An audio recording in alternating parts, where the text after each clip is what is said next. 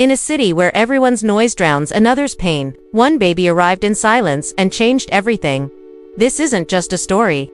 It's something you'll feel in your chest long after the fire dies out. You're listening to Legend by the Fire, where true African hearts speak. I am Amara, 26 years old. Born and raised in Lagos, the city that never stops shouting. I've always said if Lagos had a sound, it would be a mixture of damfo horns, generators, and gossip. But the story I'm about to tell you isn't about Lagos noise. It's about silence, the kind that changes everything you think you know about life. It started the day my best friend Kioma gave birth to her first child. Kioma and I had known each other since our university days at Unilag. We were inseparable, the kind of friends people thought were sisters. She was the loud one, the life of every party, always laughing like she didn't know sorrow. I was the quiet one, the listener, the observer. After university, we both got jobs in Victoria Island. I worked as a content writer for a lifestyle magazine, and Kioma worked in a bank. She met her husband Emeka during NYSC in Abuja, and they got married 2 years later. I remember their wedding like it was yesterday. Kioma glowed in that white lace gown she bought from Turkey. She said, "Amara, one day, when you're ready, I'll plan yours. But promise me you'll pick a man that makes you laugh." I laughed back, not knowing that in a few years, she'd forget how to laugh. When Kioma called to say she was in labor, I rushed to Life Care Hospital in Lekki. Emeka met me at the reception, pacing like he'd run a marathon. His shirt was half tucked, and sweat gathered on his forehead even though the AC was on. "She's been in labor for 7 hours, he said. "They said it's going to be a cesarean section." I stayed with him in that waiting area until the nurse came out, smiling. "Congratulations, sir. It's a baby girl." Everyone clapped. Emeka hugged me, crying. I expected to hear the baby cry through the corridor, that sharp, beautiful, first cry every nurse waits for. But all I heard was silence. At first, I thought maybe I just didn't notice it, but then I saw the nurse whisper something to the doctor. Emeka's face changed. "What's happening?" he asked. The nurse said, "Don't worry, sir. The baby's fine. She's breathing, just quiet." That was the first time we heard those words. Just quiet. The baby's name was Zara. She was beautiful, light brown skin, soft curly hair, and wide, curious eyes that seemed older than her days. But she never cried. Not at birth, not when hungry, not even during injections. At first, everyone said maybe it was just her nature, a peaceful baby. But weeks turned into months, and silence became her language. Kioma was worried sick. "Amara, I swear, sometimes I forget she's even in the room. She just stares, like she's listening to something nobody else can hear." Doctors ran all kinds of tests. Her hearing was fine. Her lungs were fine. Every medical result said normal. But nothing about that child was normal. Sometimes, I'd visit and find Kioma sitting on the floor beside Zara's crib, humming lullabies to herself, tears falling. "Amara," she said once, "you know how every mother dreams of her baby's first cry. I've waited months for mine." As months passed, Kioma began to change. She stopped going to work, stopped picking calls, even from her mother. Emeka became distant to burying himself in work, barely home. One day, he told me, "Amara, this thing is affecting her too much. I can't keep watching her like this." I said, "She needs you. Don't disappear on her now." But he did. He started coming home late, staying out on weekends, and sometimes not returning for days. Kioma knew. She just pretended not to. She called me one night around 2 a.m. Her voice was shaking. "Amara," she smiled today. "That's great," I said, sitting up in bed. "No, Amara." It wasn't a baby smile. It was like she knew something. Her words unsettled me, but I didn't want to feed her fears. I told her to rest, that she was overthinking. When Zara turned 1, Kioma decided to throw a small birthday party at home, just family and close friends. I helped her plan it. We decorated the house with pink balloons and a little banner that said "Our Miracle Baby."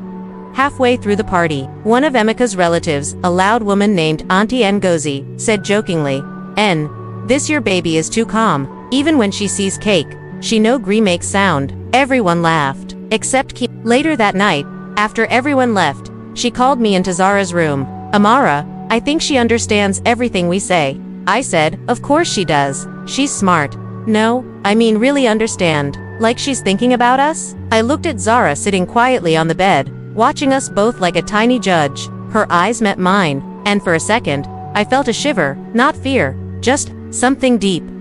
Months later, when things between Kioma and Emeka completely fell apart, I started staying over some nights. She couldn't sleep. Zara would wake in the middle of the night not crying, not moving, just staring at the ceiling, smiling faintly, as if listening to something only she could hear. One night, after wine and exhaustion, Kioma said something I'll never forget. Amara, before Zara was born, I didn't want her. I looked at her, shocked. I found out I was pregnant 2 months after Amika cheated. I almost ended it. Her voice broke, but I couldn't go through with it. I prayed. I begged God to forgive me. Then she came, and she hasn't cried once since. I reached out and held her. Kioma, don't think like that. You didn't do anything wrong. But I could see the guilt had carved itself into her bones.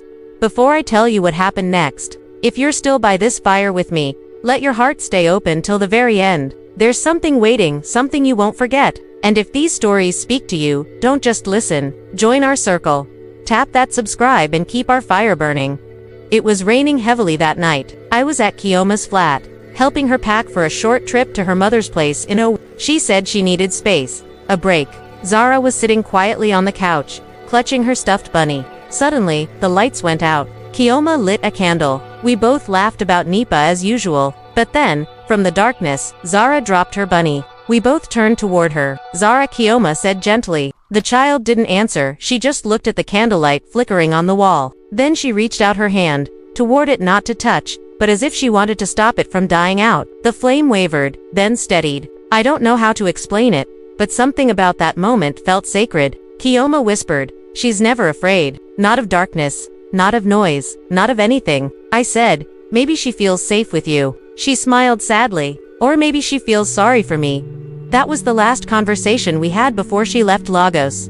3 weeks later, Emeka called me. His voice was trembling. Amara, Kioma collapsed. She'd been at her mother's house when it happened, sudden heart failure. The doctor said, no warning. She was I flew to Aweri the next day. Zara was sitting in her grandmother's arms, staring at the coffin. Still no tears, not one sound. When they lowered Kioma into the ground, people wailed, women tore their wrappers, men bowed their heads, but Zara just looked. Then, as the priest said the final prayer, she reached out her hand toward the sky. And for the first time since her birth, a small sound came from her lips. Not a cry, a laugh. Soft, gentle, almost musical. The kind of sound that breaks and heals your heart at once. Zara lives with her grandmother now in I visit when I can. She's 5 years old now, talkative, bright, and full of questions. Sometimes she tells me, Auntie Amara, Mummy talks to me in my dream. She says you're her best friend. I smile and tell her, your mummy loved you more than anything. But deep inside,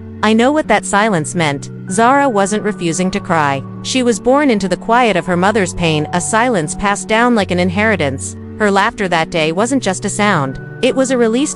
Sometimes when Lagos gets too loud with traffic, deadlines, arguments, I find a quiet spot in my apartment and think of Kyo. People always say silence means something's wrong, but maybe silence is where truth hides, where grief, love, and forgiveness live side by side, waiting to be understood. Kioma's baby didn't cry, not because she couldn't, but because she carried her mother's sorrow before she even entered the world. And when her mother finally let go, the baby finally laughed. Every child carries a story before their first breath, sometimes not of their own making. And sometimes, healing begins not with noise, but with understanding the silence that shaped us. Every story leaves an ember in the heart, and if this one touched yours, don't let it fade. Light another fire with us, like, share, and subscribe to Legend by the Fire African Folktale, where every tale carries the soul of Africa.